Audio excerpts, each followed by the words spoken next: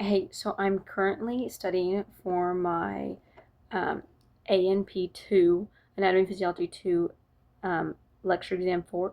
And so I came across this term, the Pampiniform Plexus, and I wasn't sure what it was, and I couldn't find a great um, video explaining what it was. So we're going to go over what it is in humans. Um, and at first, I had only heard the Pampiniform Plexus as it referred to males, but it's actually in both genders. Um, and so we are going to go over just some general stuff about it, what it is in males, what it is in females, and some clinical importance of the Pampiniform plexus. So, first, it is in both genders, and it's just a branching network of veins. So, you can kind of think about how if you see capillaries and they're just all woven together, well, instead of this being capillaries, it's just all veins crossing over in a network. Same way we refer to a plexus of nerves. This is just a plexus of veins. So in males, um, it serves more important functions in males than it does females. So it is a counter current heat exchanger, and I have that down here. So if we look at it, when we are transferring heat, it always goes high to low.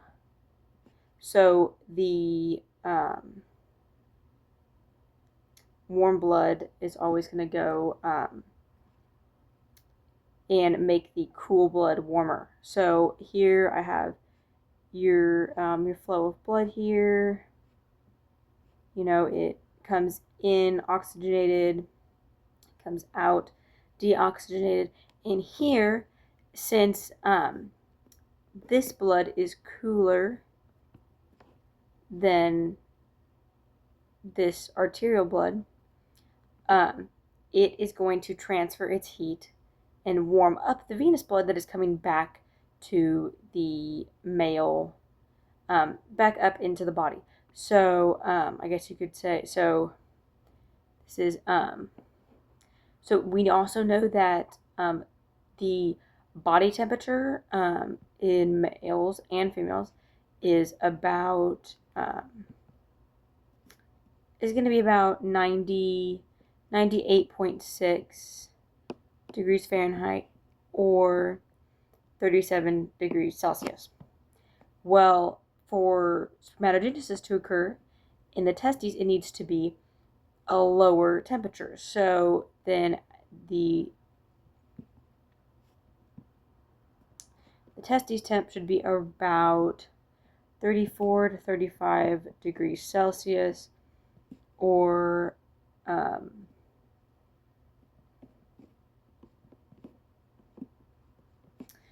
or 93.2 to 95 degrees Fahrenheit.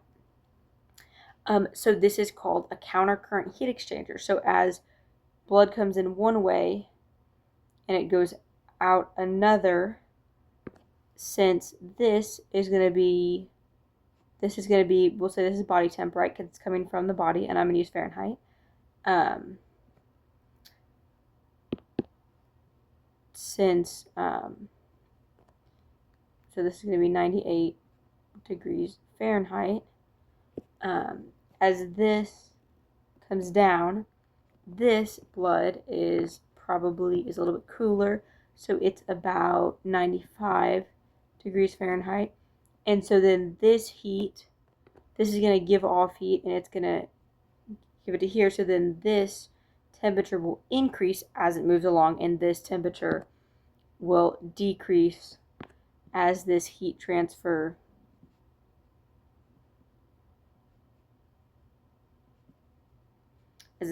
happens. So that's how the blood gets cooled by the veins to come to the testes as it's traveling there. So then we can have the testes, usually about 3 degrees lower Fahrenheit, so sperm production can occur.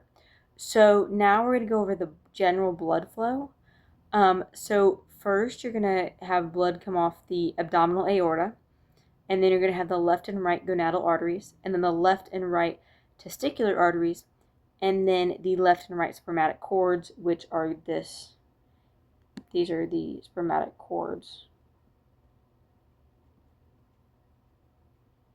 And so those also contain things like the cremaster muscle that help to pull the testes closer to the bodies to make it a little bit warmer, or to relax and make it a little bit cooler for the testes, just depending on how close they want to sit to the body. That's what's in the spermatic cord. And then we're going to go see blood exchange at the right and left testes and epididymis.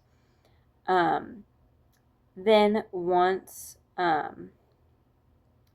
blood from is in the blood that is given is in the right testes is going to go to the right pampiniform plexus, then to the testicular vein, and so these are veins,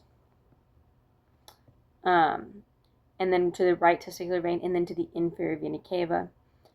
Here on the left, it's gonna be a little bit of a longer, and this is why some people think that one testis sits a little bit lower than the other, but the left pampiniform plexus of veins, and then the left testicular vein, and then to the left renal vein, and then to the inferior vena cava. So you can see there that the right and left testes have a little bit of a different blood flow going back to the heart, but they have the same blood flow going to the testes and then going back to the heart. It's a little different. Now we're going to talk about this in females. So within males, it was very important that we cooled the blood for the right sperm production. But in women, it really just is a blood supply, and it doesn't matter. It's not as important in the female. So there's some different ligaments in the female reproductive tract. So you have the suspensory ligament, and that anchors the ovary to the lateral wall of the pelvis. Then you have the mesovarian ligament, and that is suspends the ovary in between, so that's how it's like connected here, right? And then you have the ovarian ligament, which anchors the ovary to the uterus. You can kind of see how the ovary is here, and then the uterus is here, and this is how they connect. Now, the blood flow is a little bit shorter going to the ovaries, but it is still also takes a different path going back to the heart. So first we start in the abdominal aorta, and then we go to the right and left gonadal arteries, and then the right and left ovarian arteries, and then that blood flows to the right and left ovaries and the uterine tubes, meaning the fallopian tubes. And we can see this plexus. It runs through the suspensory ligament, through the mesovarian ligament, and on the way back to the heart, it's going to go through the right pampiniform venous plexus, and then the left pampiniform venous plexus. And on the right side, it's going to be right pampiniform plexus, right ovarian vein, and then the inferior vena cava. But the same thing that we see in males happens here, where it takes that fourth extra detour before it gets to the inferior vena cava, or well, there's four, there's an extra third step. So it goes from the left pampiniform venous plexus to the left ovarian vein to the left renal vein to the inferior vena cava. So the clinical importance of this is there's a condition in males called varicocele, and so it is enlargement of the pampiniform plexus, and it can affect fertility in men. So about 15 to 20% of men have this, and about so in general, this will affect 15% to 20% of men. And as far as fertility goes, it's going to be the cause of about 40% of infertility caused by men. So we think that this is possibly due to the blood, this change in temp, because the blood's pooling there. And so that could change the temp. So it's not ideal for spermatogenesis to occur. It's more common to affect the left testes.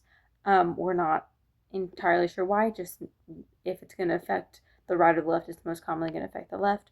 Some signs and symptoms are going to be pain and swelling, testicular atrophy, so that'll be your, they get smaller, and then infertility. Some complications can be low testosterone and azoospermia, which means you're not making any sperm, right? And so that's why it could be a cause of infertility.